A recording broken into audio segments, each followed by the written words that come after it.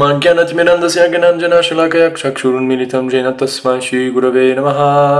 aux âmes libres, un programme pour la philosophie du yoga. Donc si tu t'intéresses au yoga, à la philosophie, à la théologie, aux religions de l'Inde, si tu crois en la réincarnation, à la non-violence envers les animaux, si tu veux t'approfondir spirituellement et en connaître plus sur la sagesse védique de l'Inde, eh bien, bienvenue, bienvenido. Aujourd'hui, c'est l'anniversaire de mon grand-père spirituel, sa divine grâce, A.C. Bhaktivedanta Swami Prabhupada. Et pour moi, c'est le jour favori de l'année, parce que franchement, quand je regarde ma vie et je pense qui dans ma vie de 48 ans m'a influencé le plus, eh ben de loin, mais de loin, hands down, comme on dit en anglais, de loin, c'est sa divine grâce A.C. Bhaktivedanta Swami Prabhupada. De loin. Donc je vais faire une petite vidéo sur lui parce que si vous ne connaissez pas Prabhupada, c'est du style, il y a vraiment quelque chose qui cloche, quoi. Si j'ose dire, non, je ne vais pas dire ça comme ça, mais je veux dire, historiquement, il est décédé en 1977, donc c'est un peu normal qu'il ne soit pas hyper connu dans le monde encore. Mais au fur et à mesure que sa renommée augmente dans le monde, le plus, moi, je me rends compte que j'ai vraiment de la chance, je suis vraiment chanceux de le connaître. Et comment est-ce que je l'ai connu? Moi, je ne l'ai jamais rencontré personnellement, mais depuis 28 ans, 29 ans, j'écoute ces classes. Il y a environ 2000 classes qui ont été enregistrées, des conférences, des classes, des morning walks, des conversations, des interviews, etc. Et je lis aussi depuis 29 ans ces commentaires sur la Bhagavad Gita, sur le Srimad Bhagavatam, ces livres en d'autres mots. Et je peux dire sans aucun doute que c'est précisément sa présence dans ma vie, ses enseignements, qui m'inspirent à continuer ce processus du Bhakti Yoga, comme on enseigne ici sur cette chaîne, depuis 28 ans, quoi.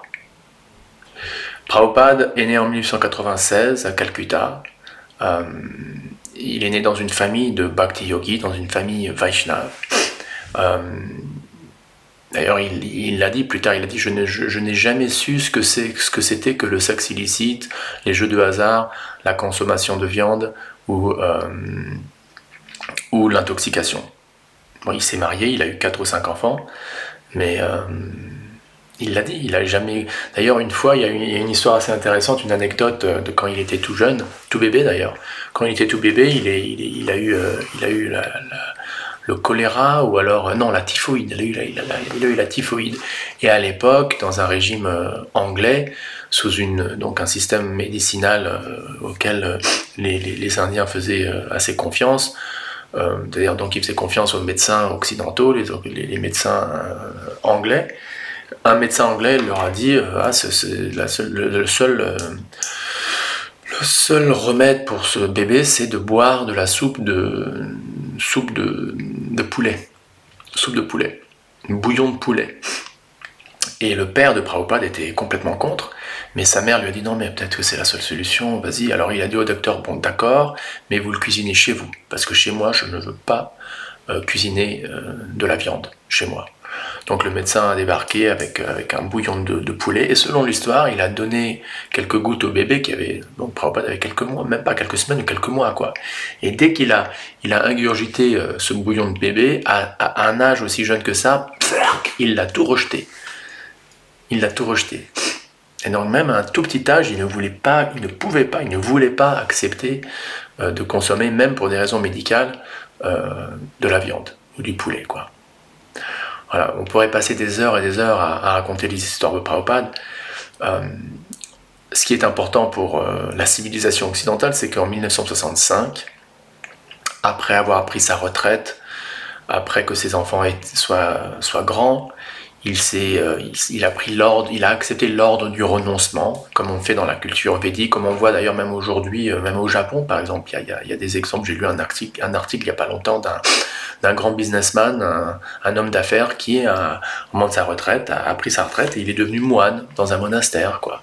Donc c'est un truc qu'on voit souvent dans une civilisation védique, qu'à un certain âge, on ralentit ou on arrête nos activités, disons, matérielles ou de ce monde, et on se dédie à la spiritualité, plus.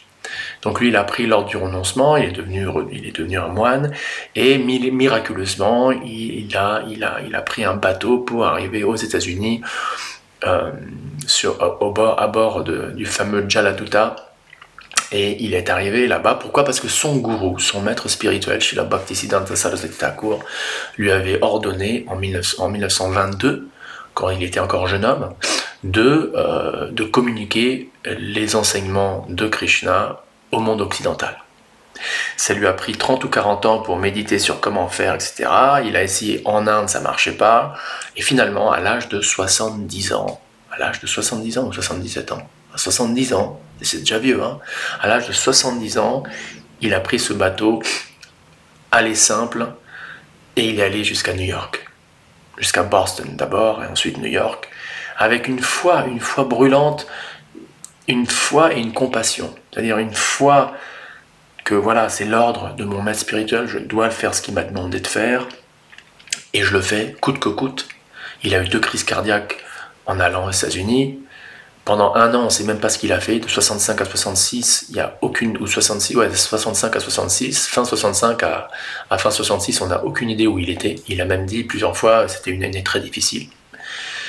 Et aussi compassion, parce qu'il avait foi que la conscience de Krishna, le Bhakti Yoga, les enseignements de la Bhagavad Gita, le processus donc de la dévotion à Dieu, c'est la solution pour accroître la paix et la joie dans ce monde.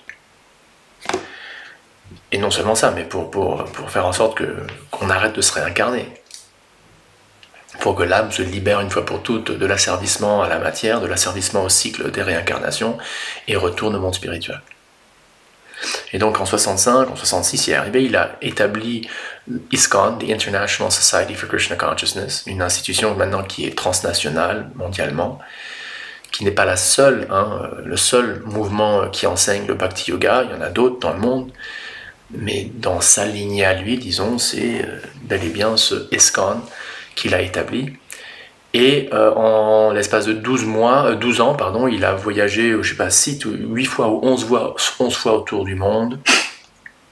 Il a initié environ 6000 disciples.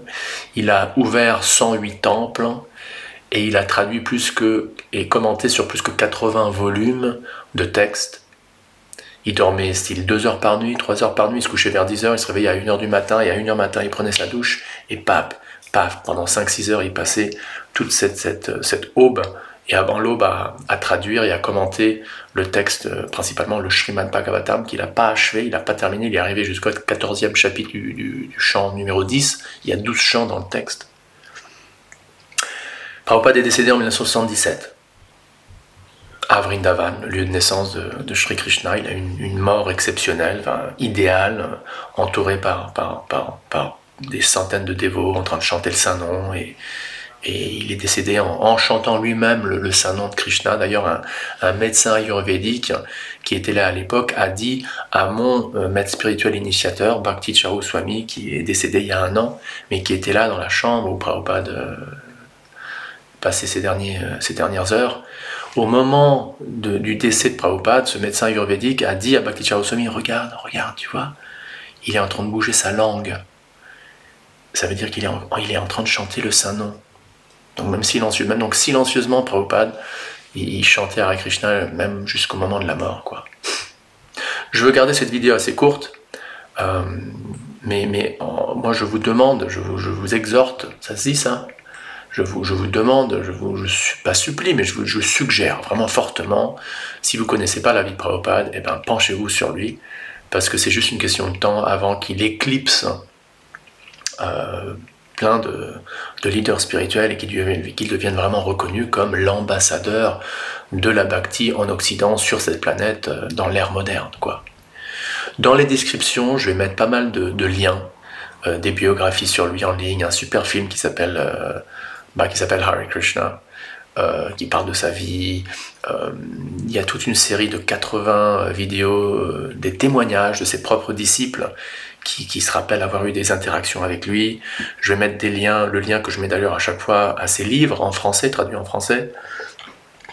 sur le site database.io, et comme ça, vous pouvez le connaître mieux, vous frotter vos épaules, comme on dit en anglais, enfin rub shoulders, ça veut dire commencer à le connaître mieux en vous associant avec lui, avec ses instructions, et ainsi pouvoir être plus confiant qu'il y a une âme, que nous sommes des âmes, que nous ne sommes pas notre corps, que nous sommes comme des poissons dans l'eau, qu'on appartient vraiment, enfin qu'on a une existence bien au-delà de la matière, de nos corps temporaires, et que si on vit une vie dédiée à Dieu dans cette vie, eh bien, au moment de la mort, si Dieu le veut bien, on peut retourner de retour à lui une fois pour toutes. Voilà, je vous laisse avec un petit interview, un classique dans le petit monde du mouvement Hare Krishna, un interview entre Prabhupada et le cardinal Danielou, un prêtre qui avait d'ailleurs assez la cote chez les jeunes dans les années 70, et là les deux discutent à propos du sujet de la non-violence envers les animaux. Voilà, j'espère que ça vous plaira. Hare Krishna, merci encore, et à la prochaine. 1, 2, 3, 4